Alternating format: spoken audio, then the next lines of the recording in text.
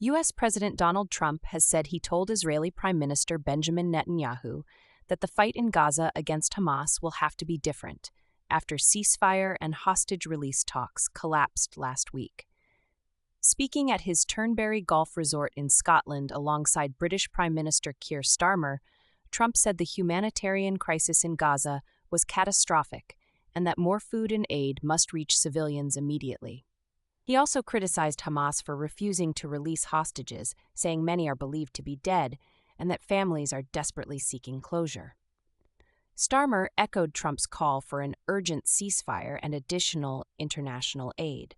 Trump warned that without his intervention, multiple major wars could be underway globally and highlighted his administration's recent success in brokering peace and trade agreements elsewhere. The situation in Gaza continues to escalate as pressure mounts for renewed negotiations and a resolution to the conflict. Now, possibly, the fight will have to be a little bit different, but they have totally changed now. They don't want to give hostages. Very unfair. You have 20 living people, in this case living. You have many dead people, too, that they want to get a long time as well. Yeah, they have 20 living people, and I told Israel, I told Bibi that you're going to have to now maybe do it a different way. I don't know. I mean, based on television, I would say not particularly, because those children look very hungry, but we're giving a lot of money and a lot of food, and other nations are now stepping up. I know that this nation is, right? It's here. a humanitarian crisis. Right. It's an absolute catastrophe.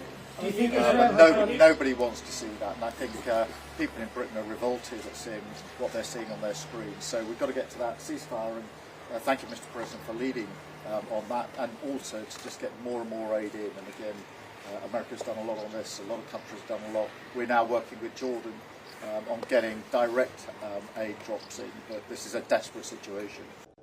They were really unwilling to talk. But I've said that. You'll get down to the final 10 or 20. It turns out to be 20.